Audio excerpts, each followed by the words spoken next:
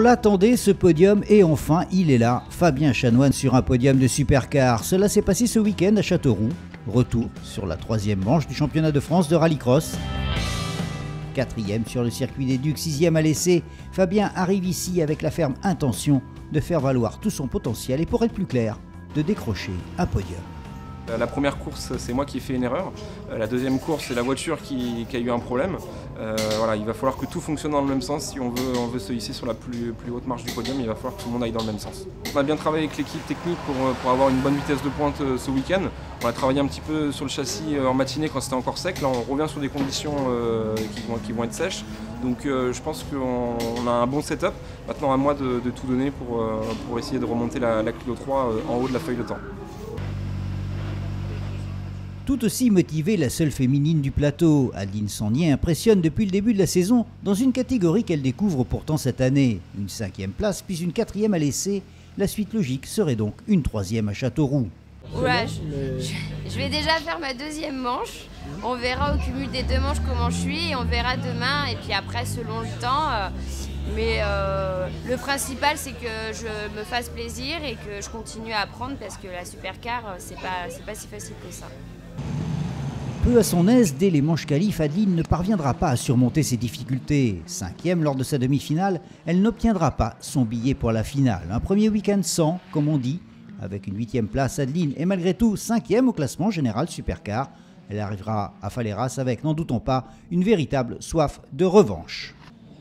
Fabien Chanoine l'a dit, il veut faire un résultat mais pas n'importe comment. Et pour cela, il va le construire ce résultat. Prudent en manche qualif, il se classe en 4e position à l'issue de celle-ci, ce qui lui permet de conserver toutes ses chances pour les phases finales. 2e, à l'arrivée de sa demi-finale, on le retrouve en 2e ligne sur la grille de départ de la finale. Un départ, comme toujours, vous allez le voir, très disputé, mais Fabien ne parvient pas à bien se positionner. Fabien occupe la 5e place. Dès lors, Fabien sait qu'il ne peut guère viser la victoire, c'est donc fort intelligemment qu'il décide dans le 2e passage de prendre le tour de joker. Une stratégie qui va s'avérer payante puisqu'elle va lui permettre de récupérer 2 places et de franchir la ligne d'arrivée en 3e position, derrière Gaëtan Serrazin et Cyril Raymond, le vainqueur surprise de cette finale de Châteauroux. Fabien Chanoine reste toujours très bien placé dans la course au titre, 3e au classement provisoire. Il ne pointe qu'à quelques longueurs de Christophe Wild et Gaëtan Serrazin.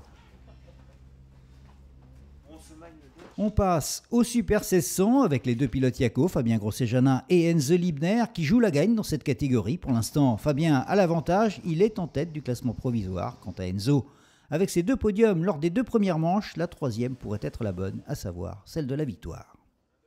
L'objectif, c'est vraiment de monter sur la plus haute marche du podium et la réelle obligation qu'on a, c'est la 3e place et pas faire moins que la 3e place, quoi. Donc faut vraiment garder cette idée de podium. Une première journée qui démarre très fort, les 2 pilotes Yako et Laurent Chartrain à égalité, on ne pouvait espérer plus belle entrée en matière. Ça s'est assez bien passé, c'était une journée régulière, on ne peut pas dire qu'on a été les plus rapides encore, mais on a un petit peu de travail là-dessus, mais c'était quand même une très bonne journée. Premier ex-aequo à la fin de la première journée, c'est une très bonne position, on voit qu'il y a des bonnes bagarres, c'est vraiment très sympa, donc on verra demain. Petite prise de risque, votre pronostic pour demain? Bah, tu as le podium en image, hein, voilà, je vais gagner demain, c'est bon. Cap de fin, c'est parfait, merci messieurs. Merci. Des pilotes Yako que l'on retrouve le lendemain aux avant-postes dans les demi-finales avec Fabien Grosset-Janin qui termine juste derrière Laurent Chartrain et Jimmy Terpereau et Enzo Liebner, les 2 pilotes Yako aux 2 premières places de la finale B.